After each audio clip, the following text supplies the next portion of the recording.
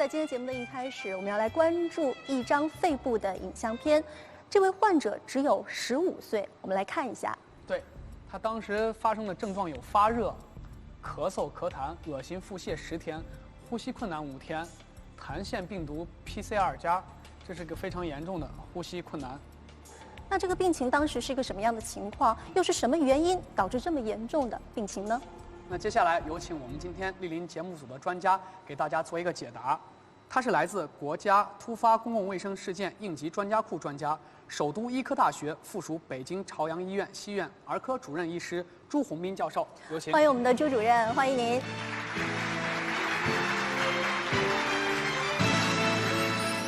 朱宏斌，国家突发公共卫生事件应急专家库专家，首都医科大学附属北京朝阳医院西院儿科主任医师、副教授、博士，中国医疗保健国际交流促进会分子诊断学分会委员。我们看到这个片子，我也看不太懂，也看不出来到底是哪里不太正常，但是这些症状还挺严重的。对，本身就是发热起病的一个高热，来第一次就诊的时候呢，当时没有明显的咳嗽，只是高热啊，孩子整个一个虚弱的状态，都15岁了，可能需要人搀扶才能走进诊室。在这个发热过程中，逐渐就开始出现咳嗽、咳痰啊，包括后期还有这种恶心、腹泻这些症状。我们可以看到第一张片子是12号的，这个时候好像整块肺是有点偏白，然后到了23号就稍微能看到一些就是阴影的部分。那23号是更严重还是更轻了？这是经过治疗，23号还是相对轻了。12号是他的疾病的极期，对，基本上就是叫白肺啊，基本没有这个肺的这个正常的呼吸功能了。所以因为他有呼吸困难的症状，而且我们监测他这个通过这个止氧，就是止的这个脉氧，他这个血氧都不足，大概60%啊，这种比较严重的情况下，我们需要气管插管啊。给的比较高的，我们叫呼吸条件比较相对这个高的吸入氧浓度比较高的这个气道压力，还不能达到满意的血氧浓度的情况下，我们对它进行了转入这个呼吸 ICU， 进行这个 ECMO， 就是体外膜肺的呼吸支持治疗。这就已经是非常非常严重的情况了，具体的这个肺部功能已经是完全不能工作了。对，所以需要 ECMO 来替代它的这个肺部这个换气功能，来维持它的整个的生命系统啊。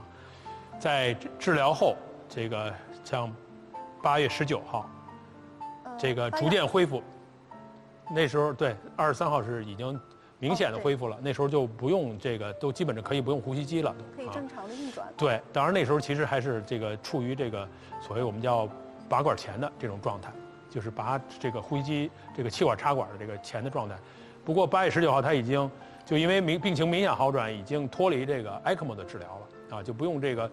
最这个有这个强力的手段来支持他这个生命系统了啊。这是一个发展相对比较迅猛的啊，这是一个病例。那我非常好奇的是，究竟是什么原因导致病情这么的严重啊？这个后期我们在这个进一步的诊断和治疗过程中，发现他这个有这个气道分泌物里边有这个叫腺病毒，腺病毒的核酸阳性啊。现在目前这个新冠肺炎的诊断也是要一方面通过咽拭子，一方面也有通过这个我们叫下气道的深部的咳痰和一部分我们叫气道灌洗液，就是下一个这个支气管镜来进行深部的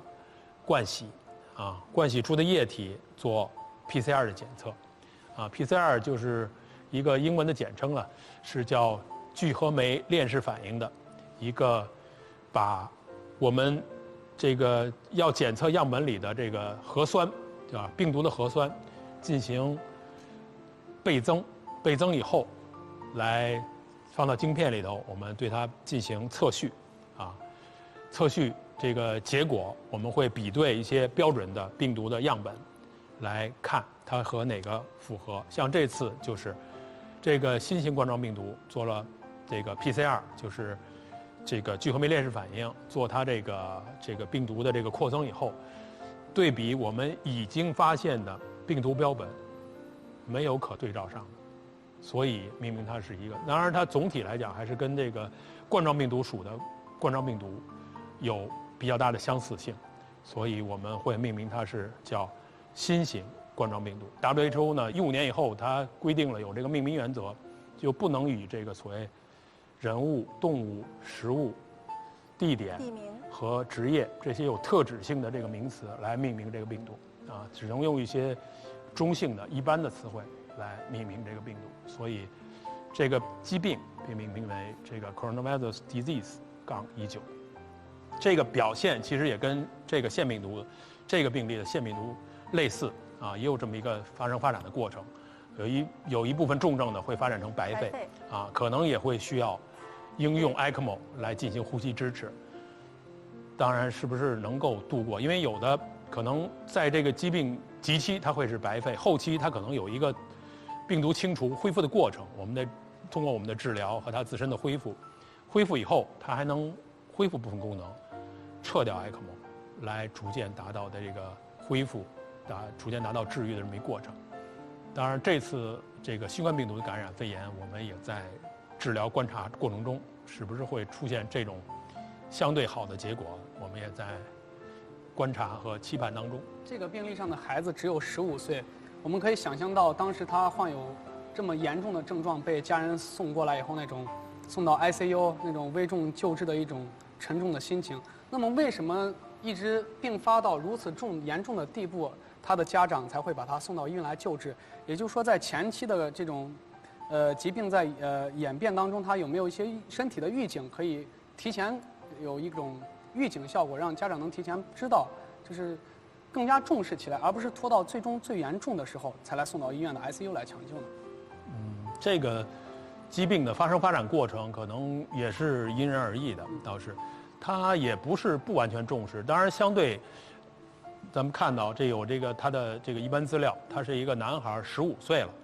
这个年龄阶段的孩子相对来讲呢，体质总体上还是相对这个不太容易病，免疫力还是大致正常的这一类孩子。他本身其实他是没有什么特殊基础病的孩子啊，而且他之前高热的时候也来就诊过啊，当然那时候还没有严重的发展到这个严重这个肺炎的地步，可是他后期像这个有逐渐出现了明显的咳嗽、咳痰，甚至呼吸困难这5天，所以家长这个治疗了，效果不好啊，才又来医院就诊，再进一步检查，发现有这个比较严重的肺炎的问题，所以收住院。当然，在刚收住院过程中，这个疾病还是在迅猛的发展的，所以很快就发展到这种白肺的状态。我们经过多科的这个协同会诊啊，决定给他转到呼吸 ICU 啊，进行更强有力的，包括传统呼吸机的气管插管辅助通气治疗。这个效果还不是很好情况下，又进一步给他这个体外膜肺的 ECMO 这个呼吸支持啊。总体来讲，这孩子本身也没有什么基础病啊。我们最后确诊是腺病毒的这个肺炎引起的这个相对比较严重的这个问题，所以一方面对症治疗 ，ECMO 支持他这个整个生命系统度过这个危重阶段；另外呢，也采取针对性的治疗，像对抗腺病毒的一些抗病毒的药物，所以最终才达到逐渐撤 ECMO， 然后达到这个相对正常的这么一个肺功能的这么一个效果。在这例病例的治疗过程中，他到最后已经到呼吸困难了。就说在病例发展到如此膏肓的情况下，我们在救治的过程中存在什么样的难点和瓶颈，又是怎样解决这些问题的？对，这类的疾病相对来讲都是，包括这次这个新型冠状病毒感染都有这么跟它这个疾病也有类似特点，都是早期相对潜伏期相对长，然后发病这个早期呢也相对没有那么严重的症状，可是后期有一个明显的加重到危重症进展的非常快这么一个特点。这个过程中呢，可能是需要我们所谓现在我们在这次这个新型冠状病毒救治的过程中呢，我们也总结了一个临床经验吧，就算所谓的关口前移，一定要更加密切地观察这种轻症的这类病人有没有特殊的病情变化包括他自觉症状，就是有没有自觉的呼吸困难、自觉的咳嗽频繁加重有没有这个乏力或者是精神状态这个非常差这种状态。另外呢，我们也要做一些相应的化验检查包括一些无创的，刚才提到的这个经皮侧的这个血氧的监测，包括呼吸心率的监测，还有我们一些这个化验的指标，包括这个血生化，还有一些酶学的监测像有一些合并像特殊心肌炎心血管系统损害的，可能会有一些像心肌酶方面的早期的表现，都会在血液检查方面可能会有所表现。所以呢，我们叫关口前移，在这些轻症病人中仔细观察做一些相对应的检查，提前发现这些可能会发展成重症的这种病例，来及时的阻止它不发展成这么严重，或者一旦发展呢，及早的救治包括这个病例，包括我们在这次诊疗过程中都有相类似的这个经验教训。我们也在当时其实也做了，包括这种所谓流行病学调查，家里有没有，对吧？老人有没有特殊的疾病，或者家里接触的人有没有会有什么特殊疾病，或者有家庭，或者是有没有你们目前没有发现到的，我们帮你们梳理一下有没有这种类似聚集性发病，有人有类似症状我们也一方面帮家庭梳理，一方面也是做家长的这种安抚工作和征求他这个知情同意这方面工作同时进行，对孩子这个救治也起到了非常好的作用。这个发现的还算比较及时救治的也算比较成功，这个案例。当然有一部分可能也会有，尤其一些可能成年人，包括有一些老年人有基础疾病的，可能也不一定。就说一个是本身可能治疗我们相对投入的医护这个人力成本和一些医用耗材的这个成本都会相对比较大另外在这过程中也有一些特殊因素来影响它最终的结局，可能尤其一些刚才提到的有基础疾病的或者老年人，有可能最终结局是不好的，可能也会有这个相对应的这个所谓这个心理疏导包括这个后期的这个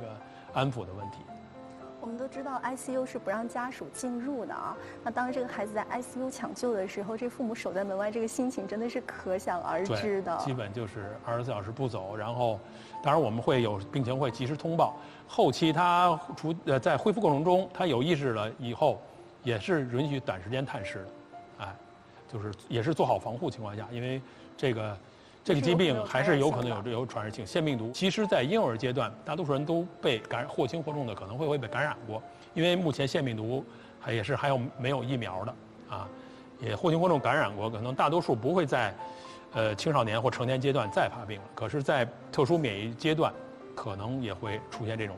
极端的个例。那现在这个孩子怎么样了？后续没有一些后遗症吗？对，短期内反正我们半年、1年后期这个随访还是正常的。对，来复诊的时候还是正常的，包括生长发育，包括其他的，因为它可能造成可能这种没有这个正常的肺的换气功能，可能造成全身的缺氧。大家理解，全身缺氧其实最重要损害的就是大脑，对吧？大脑是我们全身这个需氧最大的一个器官，而且它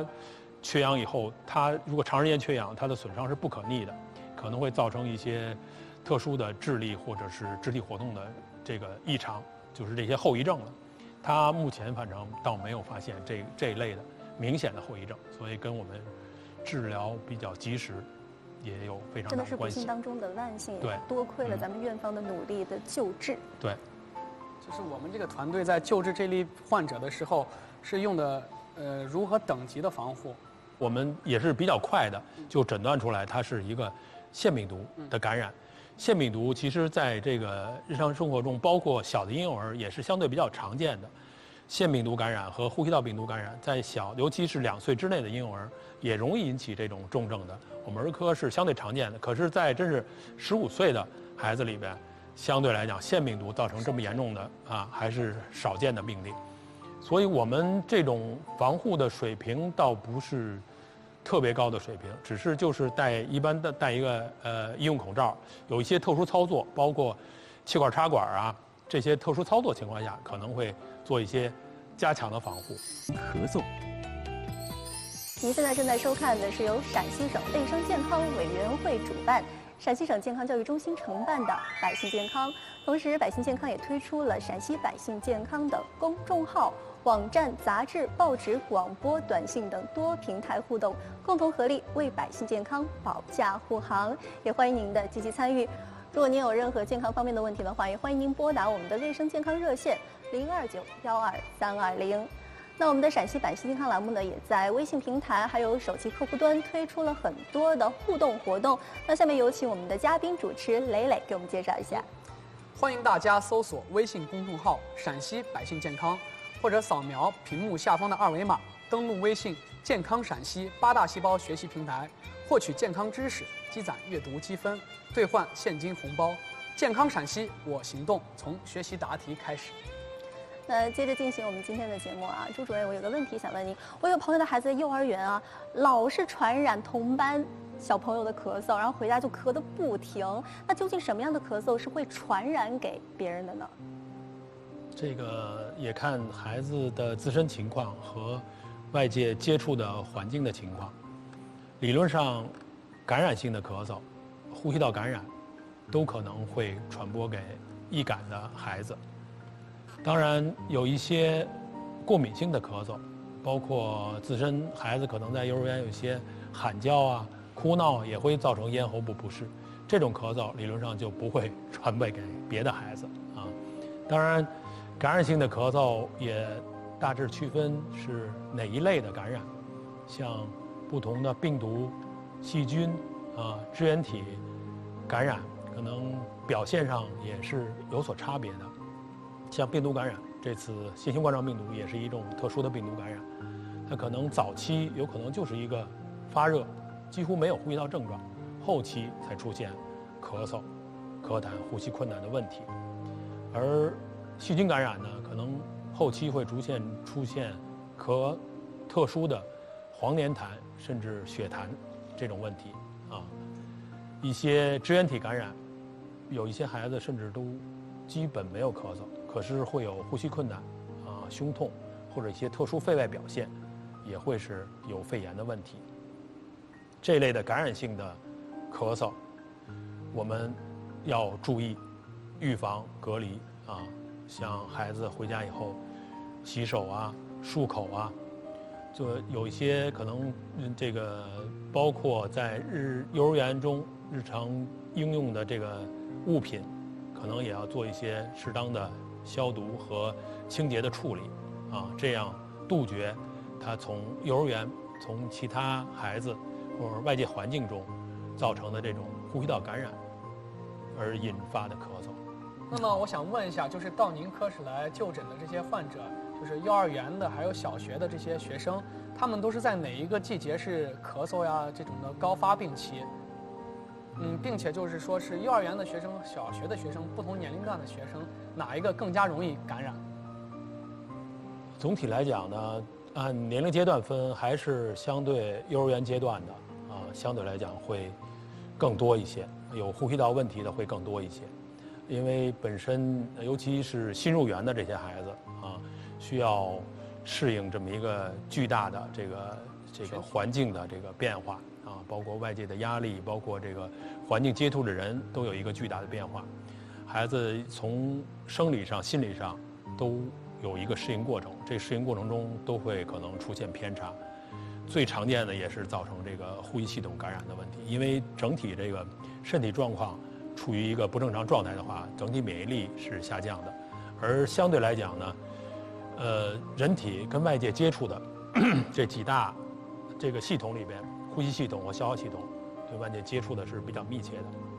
而呼吸系统呢，基本上孩子没有太有效的这种，包括物理屏障、包括生物屏障和免疫屏障都不是很完善的啊。物理屏障包括一些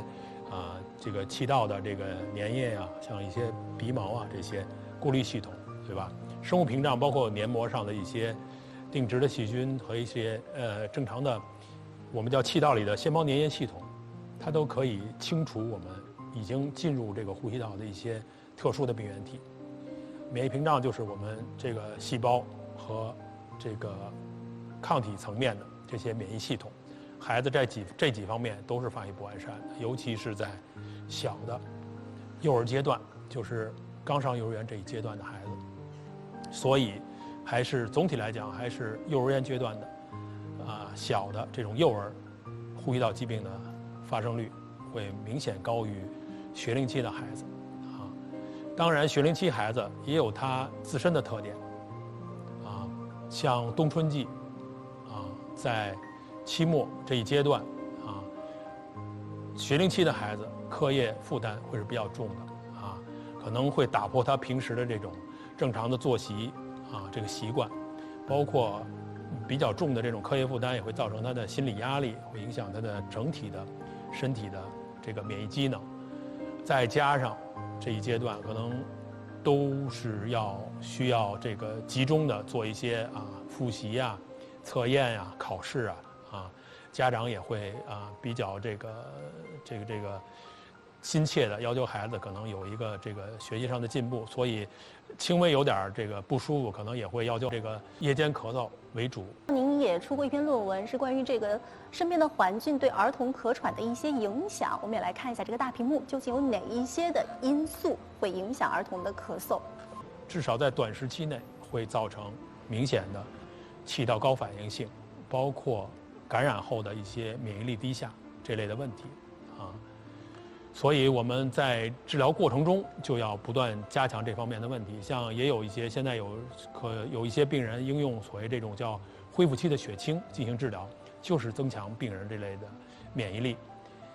至于再有长远的影响，因为这个目前这次新型冠状病毒还是一个新发的传染病，至于再长远的影响，还需要我们在临床过程中不断的观察和积累经验啊。以我的经验看，可能这个还是后期还是会有，尤其如果青少年发病，可能对他，包括青少年以后和成人期，可能还会有影响的啊。这是一个重要的一个肺部的感染史啊。过去也有嘛，现在这个包括一些体检过程中，像照胸片，有些体检要照胸片，这过程中发现有的，尤其这个老年人。就是中年人以上吧，有肺部的钙化灶，这钙化灶提示就是过去有过肺部的炎症，尤其是结核病、肺结核的感染，它可能后期就被局限住也经过治疗或者未经过规范治疗，自己免疫力提高了以后，这个结核被控制住以后，可能会遗留下这么一个钙化灶，就是这个点已经被一些所谓这种碳酸盐沉积了，这个部位已经没有正常肺的功能了，只是在检查的时候发现，这也是就是之前有一个结核的感染造成的后期的这么一个表现。现在目前不说嘛，这个新型冠状病毒看这个发展趋势，有可能有一部分孩子也会造成类似的，像有的后期的肺的纤维化的问题，还有肺的这个所谓支气管扩张的问题，有可能会因为这个重症的肺炎而造成这个后遗症。对，呼吸道疾病的问题，就是刚才也反复提到了，虽然随着我们这个医疗条件的改善整体社会的这个进步，这个呼吸道疾病已经退居次席了，可是还是严重威胁儿童生命健康和生长发育的一个重要的疾病。过去我们一直从这个上世纪一直到本世纪初，呼吸道疾病都是第一位的威胁儿童正常健康的这么一个杀手其他的还有像消化道疾病像肠炎，刚才提到痢疾，呼吸道疾病主要就是肺炎，对吧？当然各种病毒性肺炎、细菌肺炎都有，所以现在我们也开发出一些像疫苗，对吧，来预防这类的疾病其他的当然还有这个。过去还有营养性疾病，所谓中国儿童的4大基础病里面，第一位的就是呼吸道的肺炎，第2位的是消化道的肠炎，第3位的和第4位的都是一些营养性疾病，佝偻病和缺铁性贫血就跟那时候的可能这个生活条件不好，对经济条件不好、营养不良造成的这个疾病。随着这个营养性疾病的相对去除啊，还有这个感染性疾病的相对控制，可能这个刚才提到的过敏性疾病也是逐步凸显它的这个特殊位置。当然，现在还是反复强调，呼吸道感染包括这次新冠病毒感染造成的肺炎。当然，这次主要在成人这个爆发的比较多，而且重症的相对多。在儿童呢有病例，可是相对重症的和死亡的目前还极少见啊。所以这也又一次提示我们，呼吸道疾病还是一个这个所谓不能忽视的重要的因素。所以在儿童这个慢性咳嗽里边，我们也要考虑是不是有呼吸道疾病，包括呼吸道感染性疾病的反复的这种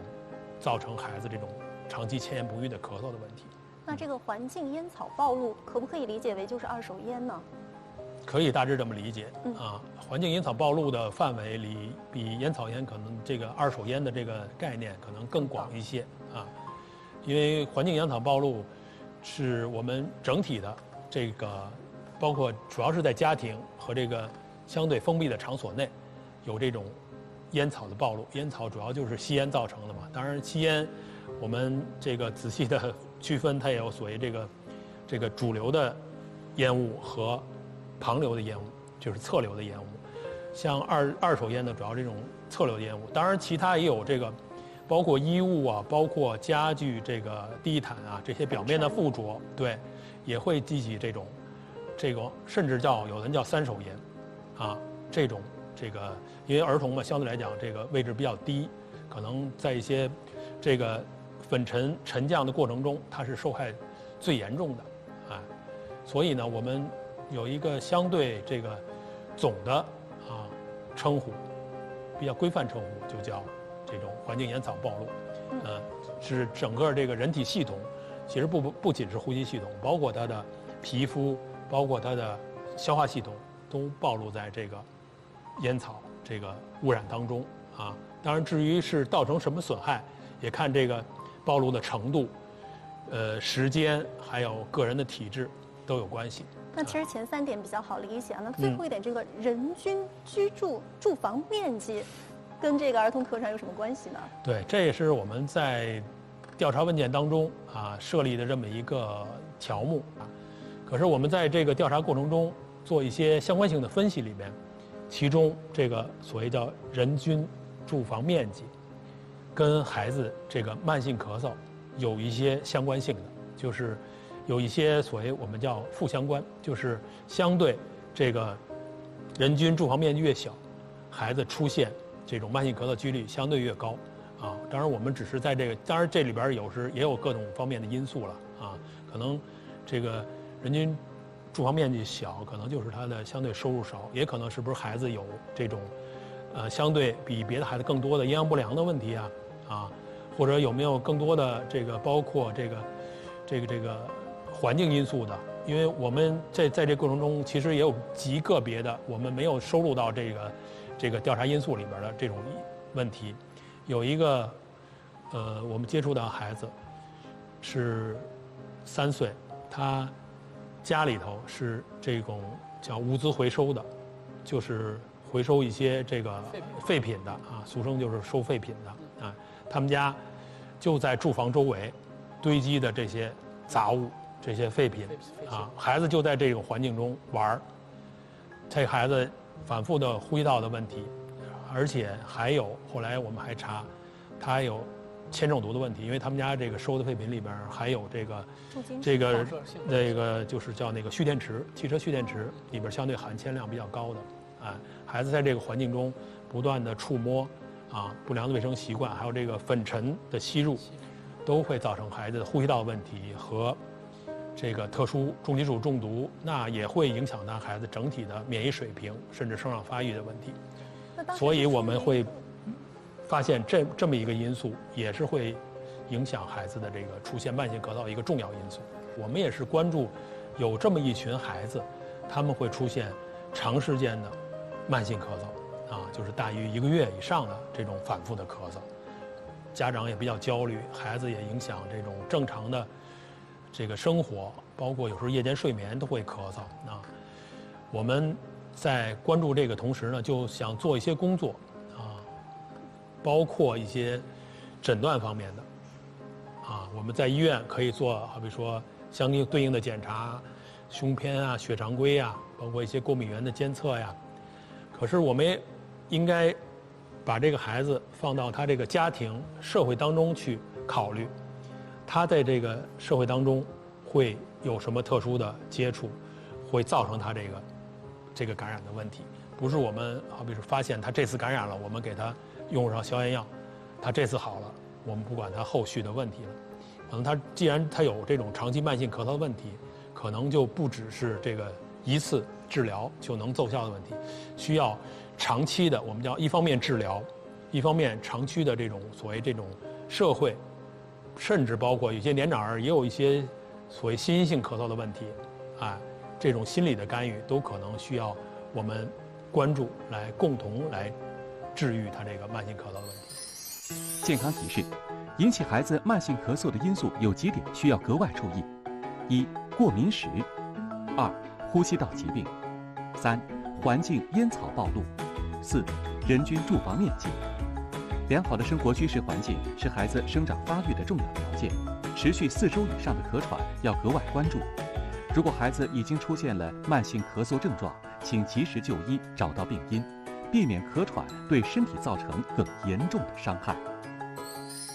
花粉、粉尘，甚至是咱们炒菜的这个油烟当中，都有对孩子会造成这种儿童咳嗽的一些诱因，对不对？所以在家里要格外的注意了。那今天我们有几个百姓问题要请我们的朱主任解答一下，请看大屏幕。孩子今年8岁，流感疫苗应该打吗？网上说打完会发烧，还说第2年流感病毒变异了，疫苗也没什么用，是这样吗？总体孩子如果身体健康，没有什么特殊过敏的话，还是建议他打的。至于网上流传说打完会发烧，有大部分孩子也会出现疫苗接种后的正常反应，包括有一些轻微的头晕啊、轻微的全身不适、低度的发热啊和一些胃肠道的症状啊，有点恶心呐，可能食欲减退啊，这些症状有可能会有。因为其实疫苗就是一次轻微的、相对安全的一次感染啊，来刺激你产生这种免疫力。至于说第2年流感病毒变异了，是有这个可能，所以咱们每年都需要提前，一般是在流感流行季前，就是秋末啊，这个冬初这一阶段，提前注射流感疫苗。如果孩子当时没有明显感染、没有特殊过敏的情况下，尤其在8岁这个年龄阶段啊，这个聚集性的这个活动也是比较多的，建议孩子还是注射流感疫苗。朱主任今天跟我们分享了很多啊，还分析了儿童咳喘的诱因，还有如何做一些防护的工作。再一次感谢朱主任做客我们的百姓健康，关注健康，服务百姓，建好健康细胞，助力健康陕西。欢迎您收看由陕西省卫生健康委员会主办、陕西省健康教育中心承办的百姓健康。同时，百姓健康也推出了陕西百姓健康公众号。网站、报纸、杂志、广播、短信等多平台互动，共同合力为百姓健康保驾护航。也欢迎您的积极参与。如果您有任何关于健康方面的问题的话，也欢迎您拨打我们的卫生健康热线029-12320。好了，今天节目就是这样了，感谢您的收看，我们下一期的百姓健康不见不散。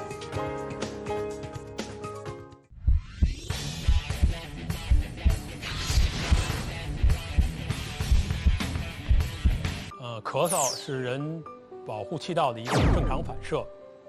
如果孩子在咳嗽过程中出现了呼吸急促、呼吸困难、明显的呛咳，或者咳嗽的声音发生了特殊变化，还有伴有其他发热、呕吐、精神状态差